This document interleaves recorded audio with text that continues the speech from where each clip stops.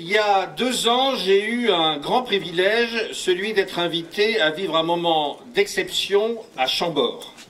Jean d'Aussonville, directeur du domaine, avait souhaité sceller le partenariat que nous venions de signer entre le domaine, la société de vénerie et Bernard Telu, qui, à travers ce projet, trouvait une réponse pour poser son exceptionnelle collection de boutons dans un lieu prestigieux, chargé d'histoire pour les veneurs. Jean sait que Bernard est un vrai passionné de chasse à tir. En remerciement, Jean lui propose de l'inviter à quelques prestigieuses chasses à Chambord. Quant à moi, Jean comprend assez vite que je ne sais pas du tout tirer, et en d'autres termes, donner de la bouillie au chat, bon, pas ici dans le domaine de Chambord. Bref, il opte pour une invitation au moment du brame et me propose de parcourir le domaine de Chambord à cheval en compagnie du gendarme Bigot, qui est fils de piqueux. Comme Jean sait recevoir, on n'est pas châtelain pour rien, il me propose, châtelain de la République, je te l'accorde, il me propose de dormir au château la veille, dans la suite présidentielle, s'il vous plaît. Me voilà, seul à dormir dans ce château sublime, un rêve absolu. Cette nuit-là, en fait, il m'est arrivé quelque chose de totalement invraisemblable. Vous n'allez pas me croire d'ailleurs. En effet, en plein milieu de la nuit, on frappe à ma porte. Qui est-ce? Dis-je d'un ton pas vraiment rassuré. C'est François. François, François qui? Bah, François Ier, qui veux-tu que ce soit? J'ouvre la porte, mais je suis en caleçon, vous voyez ce que je veux dire? Pas vraiment une tenue pour recevoir un roi, incroyable, il est devant moi. Le roi de France, vêtu d'un costume en taffetas et toile d'argent, incrusté de joyaux. Bon, la scène rappelle un peu les visiteurs, si vous voyez ce que je veux dire. Il s'assit, manifestement, il veut engager la conversation et me pose quelques questions, histoire de voir à qui il a affaire, quoi. 1515, et du tac au tac, je lui dis Marignan. Oh, ouf, je m'en sors pas si mal. T'as voté Charles Quint ou François Ier, toi? Oh, sire, comment pouvez-vous en douter? 5 siècles plus tard, nous entretenons cette faculté de France insoumise. Aujourd'hui, elle est en marche, sire. C'est en quelque sorte une nouvelle renaissance.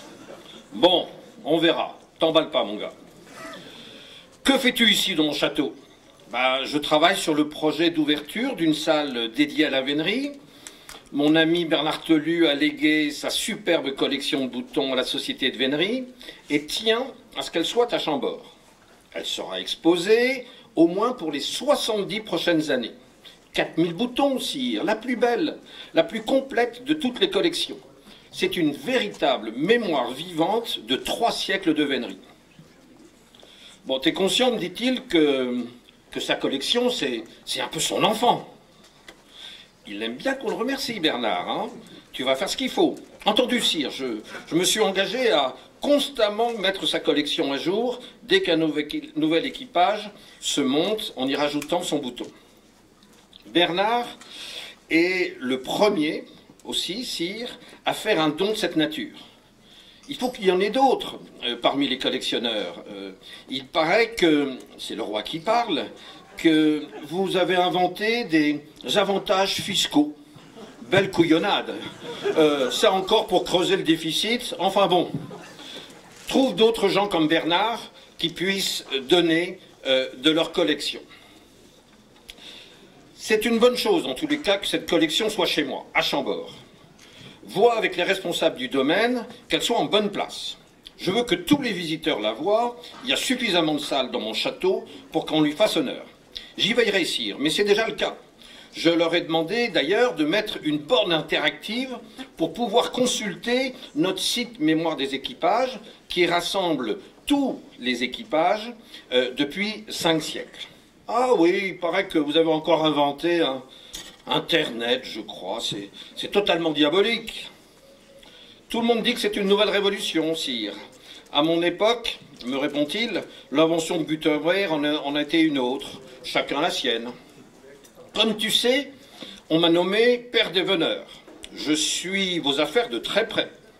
J'ai d'ailleurs l'impression qu'il va falloir que tu te calmes un peu, Pierre, avec tous les projets que tu inities.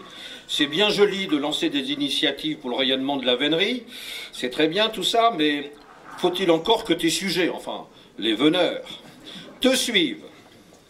C'est vrai, sire, j'ai un peu de mal à les mobiliser. En fait, ils sont pas contre tout ce que je fais, mais je crois que je les épuise. J'en ai pris mon parti, sans quoi, vous savez, on ne ferait plus rien. Pourtant, sire, il y a tant à faire si on veut que nos enfants chassent encore et encore. Oh, je connais bien ce genre de problème. Tu travailles pour la postérité, mais tout le monde s'en fout. Ce n'est d'ailleurs pas par hasard que j'ai été obligé à installer la monarchie absolue. Il faut concentrer les pouvoirs, sinon on palabre et rien ne bouge. Tu sais, les veneurs, ce qu'ils veulent, c'est chasser. Ce sont des Gaulois, des chasseurs, bon, à la recherche de moments de vérité avec leurs chiens, dans l'intimité des sous-bois et face au secret de la faune sauvage. Mais je vais te dire, laisse à Jean-Michel Legnaud le soin de former les élites de la culture. Il le fait beaucoup mieux que toi. Cherche pas à faire des veneurs des spécialistes de l'art et de la culture.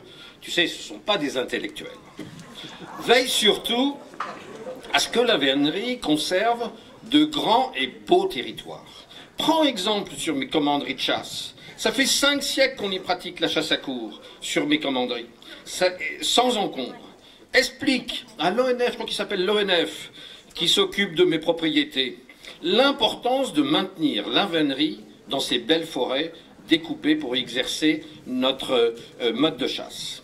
Dis-leur, au passage, qu'il nous faut absolument des cerfs suffisamment dans leur forêt, mais pas trop de chevreuils. Bon, tu trouveras les mots pour leur expliquer.